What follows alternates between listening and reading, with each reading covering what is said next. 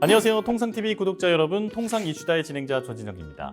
어느새 아침 저녁으로 선선한 바람이 느껴지면서 본격적으로 가을이 시작된 것 같은데요. 계절이 바뀌면서 글로벌 통상 현장에서도 새로운 소식들이 쏟아지고 있습니다. 오늘도 놓칠 수 없는 주요 이슈들을 깔끔하게 소개해드리겠습니다. 자, 첫 번째 소식입니다. 구독자 여러분, 요즘 AI 무대에서 뜻밖의 강자가 떠오르고 있다고 하는데요. 미국도 중국도 아닌 바로 중동의 아랍에미리트라고 합니다. 석유 부국으로 알려진 아랍에미리트가 어떻게 세계에서 주목받는 AI 강국으로 부상할 수 있었을까요? 지금부터 함께 살펴보시죠. 9월 9일 CNBC 등에 따르면 이날 아랍에미리트의 무함마드 빈 자이드 인공지능 대학교가 K2싱크라는 이름의 고성능 AI 추론 모델을 공개했습니다. 이 대학교와 아랍에미리트 AI 기업 G42가 협업해 개발한 AI 모델인데요. 중국 알리바바의 대형 언어 모델 Q1을 기반으로 만들어졌다고 합니다. 특히 초경량 AI 모델인데도 성능이 대단했다고 하는데요. IT 전문 매체 와이어드는 K2싱크가 미국의 오픈 AI와 중국의 딥시크가 내놓은 최신 AI 모델과 성능이 맞먹는다고 평가했습니다. 특히 수학 문제 해결과 복잡한 과학적 추론 능력이 뛰어났다고 하죠. 이쯤에서 석유 부국으로 알려진 아랍에미리트가 왜 AI 개발에 나섰는지 궁금해하시는 분들이 있을 것 같습니다. BBC에 따르면 사실 아랍에미리트는 석유 의존도가 높은 경제 구조를 바꾸기 위해서 아주 오래전부터 준비를 해왔는데요. 먼 미래에는 석유가 고갈될 수 있다고 보고 그 이후의 시대를 대비해온 거죠. 그래서 석유로 쌓아온 막대한 자본을 다양한 산업에 투자했는데 그중 하나가 바로 AI와 같은 첨단 산업입니다. 실제로 2017년 세계 최초로 AI를 전담하는 AI 부를 신설한 것도 아랍에미리트였고요. 2019년에는 세계 최초의 AI 전문 대학을 세웠는데 이 대학이 바로 이번에 K2싱크를 개발한 무함마드 빈 자이드 인공지능 대학입니다. 아랍에미리트는 여기서 멈추지 않았습니다. 막대한 자금을 들여 데이터 센터와 슈퍼컴퓨터 같은 핵심 인프라를 짓고 마이크로소프트, 엔비디아, 오픈 AI와 같은 글로벌 빅테크와 꾸준히 협업하면서 기술력도 키워왔는데요. 2023년에는 자체 개발한 거대 언어 모델 펠컨을 출시하면서 AI 강국의 존재감을 드러내기도 했습니다. 그런데 뉴욕타임스에 따르면 이번 AI 모델 공개로 가장 큰 충격을 받은 나라가 있다고 하는데요. 어디일까요? 바로 미국입니다. 그럴만도 한 것이 K2싱크 개발에 참여한 아랍에미리트 기업 G42가 불과 얼마 전에 미국으로부터 10,000개가 넘는 첨단 반도체 칩을 공급받은 기업이기 때문인데요. 당시 미국은 중동의 국가들이 중국 대신 미국의 AI 기술을 사용하도록 유도하기 위해 첨단 반도체 칩을 제공해 줬는데 아이러니하게도 이렇게 공급된 미국산 반도체 칩을 활용한 데이터 센터에서 중국 알리바바의 기술을 기반으로 한 AI 모델이 탄생한 겁니다. 어떻게 보면 아랍에미리트는 미국과 중국의 AI 경쟁 구도를 교묘히 활용해서 스스로 기술 발전을 이뤄낸 셈이죠. 실제로 미국 언론에서는 이번 일을 두고 워싱턴의 기대와는 달리 오히려 아랍에미리트라는 새로운 기술 경쟁자를 만들었다는 반응이 나오고 있습니다. 결국 이번 사례는 AI 패권 경쟁이 더 이상 미국과 중국 두 나라만의 싸움이 아니라는 점을 보여주고 있습니다. 동시에 미래 산업에 대한 투자와 전략이 얼마나 중요한지도 다시 한번 일깨워주는 교훈이 되는데요. 앞으로 미국과 중국, 여기에 중동까지 합류한 AI 패권 경쟁이 어떤 방향으로 전개될지 함께 지켜보시죠. 다음 소식입니다. 파티는 끝났다. 최근 유럽 자동차 업계에서 이런 말이 흘러나오고 있다고 하는데요. BMW부터 메르세데스 벤츠, 폭스바겐까지 유럽 자동차 기업들의 판매량이 최근 눈에 띄게 줄고 있기 때문입니다. 도대체 무슨 일이 벌어지고 있는 걸까요? 함께 내용 살펴보시죠. 9월 9일 로이터 통신에 따르면 유럽 자동차 업계가 최근 긴축 모드에 들어갔다고 합니다. 폭스바겐과 포르쉐를 이끄는 올리버 블룸의 CEO는 로이터 통신에 수십 년간 이어져 온 자동차 산업의 파티가 끝났다며 이제는 방향을 다시 잡아야 할 때라고 밝혔습니다. 그만큼 유럽 자동차 기업들의 위기감이 커지고 있다는 뜻으로 풀이되죠. 실제로 글로벌 컨설팅 업체 언스트앤영에 따르면 자동차 강국으로 통하는 독일에서는 작년 7월부터 올해 6월까지 자동차 산업에서 5만 개가 넘는 일자리가 사라졌다고 합니다. 같은 기간 독일 전체 노동시장에서 줄어든 일자리가 약 11만 개였는데요. 이 가운데 절반 가까이가 자동차 산업에서 발생한 셈이죠. 그렇다면 무엇이 유럽의 자동차 산업을 위기로 몰아넣었을까요? 원인으로는 크게 두 가지가 거론됩니다. 우선 첫째는 중국입니다. 값싸고 성능 좋은 모델을 잇따라 내놓으면서 중국 자동차 기업들이 유럽은 물론 세계 시장에서 점유율을 빠르게 넓히고 있습니다. 그러니 유럽 업체들의 입지가 줄어들 수밖에 없는데요.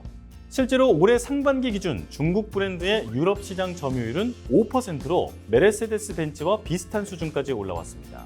유럽 기업들 사이에서 이러다 안방 시장까지 뺏기는 것 아니냐 하는 위기감이 나오는 배경이죠.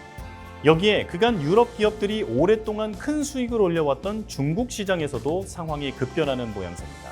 로이터 통신에 따르면 2024년 폭스바겐은 중국에서 자동차 판매량이 2023년보다 8.3%나 줄어들면서 2년 연속 비아디에게 1위 자리를 내줬고요. 같은 기간 BMW는 13.4%, 벤츠는 7% 판매량이 줄었다고 합니다. 여기에 올해 상황도 녹록지 않은데요. 일례로 포르쉐는 올해 상반기 중국 판매량이 작년보다 약 30% 가까이 줄었다고 합니다. 두 번째 요인은 바로 미국의 관세입니다. 미국이 유럽산 자동차에 무려 27.5%의 고율 관세를 부과하면서 기업들의 판매 실적이 크게 흔들린 건데요. 물론 EU는 미국과의 협상을 통해 공산품 관세를 철폐하는 조건으로 자동차 관세를 15%까지 낮추기로 합의했지만 그 사이 폭스바겐은 올해 벌써 수십억 유로의 손실을 봤다고 하죠. 결국 유럽의 자동차 기업들은 원가를 줄이고 개발 과정을 단순화하는 과정으로 돌파구를 찾겠다는 구상입니다. 당장 BMW와 메르세데스 벤츠는 수십억 유로의 비용 절감을 추진하면서 동시에 보급형 차량을 개발해 더 넓은 소비자층을 공략하겠다는 전략을 내놨습니다. 물론 중국 자동차 기업들의 약진과 미국의 관세 정책 탓에 단기간에 회복이 가능할지는 미지수라는 평가가 나옵니다. 자, 과연 유럽의 자동차 기업들은 다시 일어설 수 있을까요? 중국과 미국이라는 이중고를 이겨내고 과연 반전의 기회를 만들어낼 수 있을지 함께 지켜보시죠. 다음 소식은 에너지 이야기입니다. 앞으로 5년 뒤면 전 세계 화석연료 사용이 눈에 띄게 줄어들 수 있다는 연구 결과가 나왔다고 하는데요. 과연 정말 그런 미래가 올까요? 어떤 내용인지 자세히 살펴보겠습니다.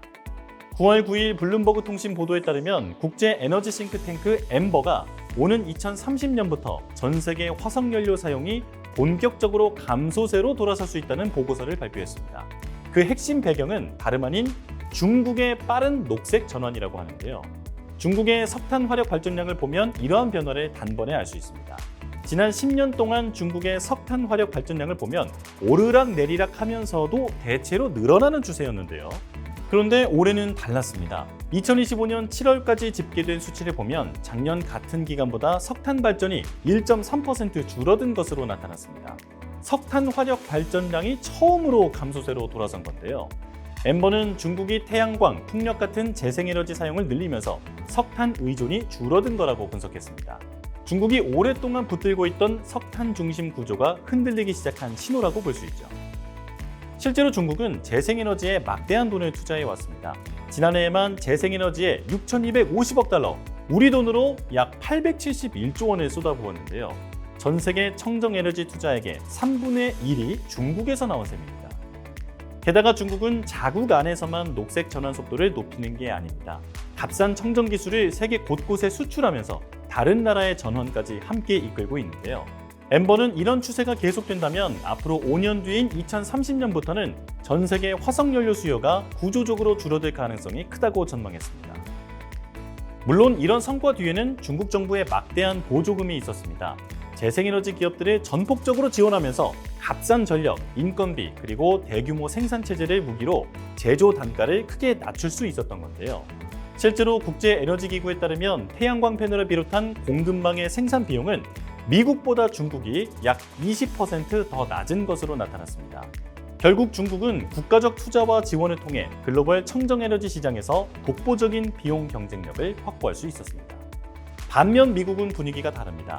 기후변화를 부정하는 도널드 트럼프 미국 대통령이 재생에너지 산업을 정면으로 공격하고 있기 때문인데요.